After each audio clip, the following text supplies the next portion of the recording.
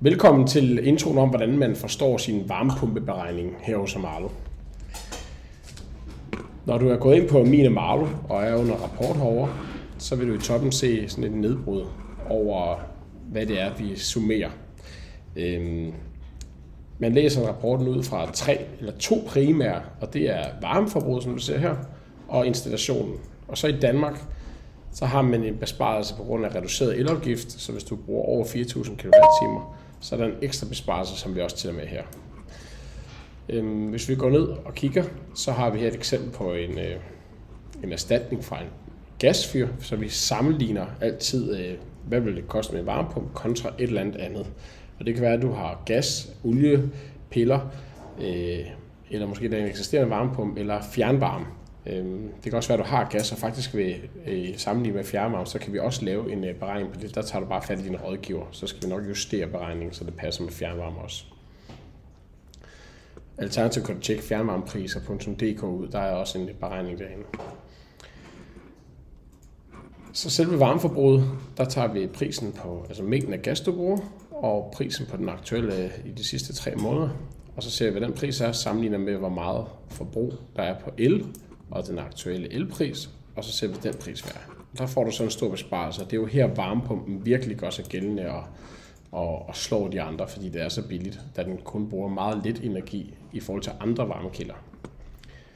Kommer vi lidt videre ned, så kan vi se, at i det her tilfælde, der bliver der brugt 5.500 kWh el, og den pris inklusiv afgift og tariffer, den er større end den her op. Det er fordi, at afgiften nu tæller med ved den her. Så hvis ikke du har varme på, så får du ikke reduceret elafgift, så betaler du den fulde pris for det her, den mængde energi, og det giver dig så den her omkostning.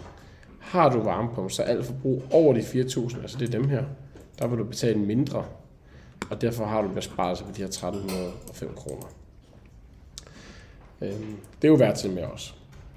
Så til sidst, så har vi prisen på installationen, og den kan være lidt anderledes svært at forstå. Det er jo virkelig det, som nogen kalder afskrivning, og det handler om, at du betaler 100.000 kroner for en varmepumpeinstallation, fordi vi skal gøre hele din eksisterende station klar til at få lavet, kunne fungere med en varmepumpe. Der skal en ny eltavle op og så videre, så det er en noget højere pris end bare for at erstatte det eksisterende gasfyr.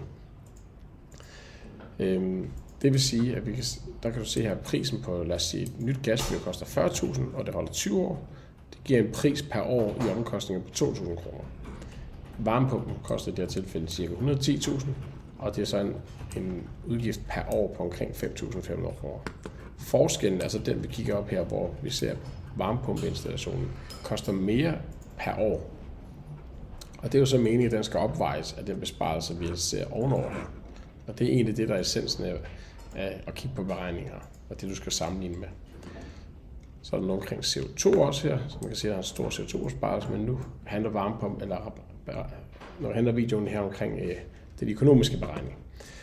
Så vi går ned og kigger på tilbagebetalingstiden, og det kan også igen være lidt kompliceret at forstå, men gider man ikke sætte så meget i det, så det her tal, der er det afgørende, det er, hvor lang tid tager det, før at den investering, jeg har lavet mig, den begynder at spare penge for mig. Og den skal jo selvfølgelig helst ikke være over de 20 år, som tiden tager, fordi så er der ikke så mange mening i det. Men det ser man nu også meget, meget, meget sjældent, som i stort set aldrig. De fleste vil gerne have, den ligger under 10 år, men selv hvis den var over 10 år, er det faktisk stadigvæk en økonomisk god idé. I det her tilfælde ser den særdeles god ud, fordi den er under 6 år. Måden man kigger på det på, er ved at se prisen for varmepumpen, og så trækker man det alternativ fra, man ellers skal investere, så man ser den mere udgift, altså det vi kalder tilbagebetalingsgrundlaget. Hvor meget mere skal du betale for at få den her løsning kontra den anden. Og så ser vi, hvornår har du besparet, hvornår er den mere betaling betalt hjem igen. Og der tager vi simpelthen bare besparelserne her og lægger sammen, så vi har den samlede besparelse på 13.000 kroner i driftudgifterne. Og så dividerer vi den med den mere omkostning, og så ser vi, hvornår har du egentlig tjent dine penge hjem igen. En anden måde at se det på er, at hvis den bare holder i 20 år, så har du reelt set 14,5 år, hvor du sparer de her 9.530 kroner hvert år. Altså næsten 1.000 kroner om måneden. Det er jo særdeles fordelagtigt for mange mennesker. Men jeg håber, det gav et lille indblik i, hvordan man skal læse rapporten, og ellers er du altid velkommen til at kontakte din rådgiver, så skal de nok besvare alle dine spørgsmål.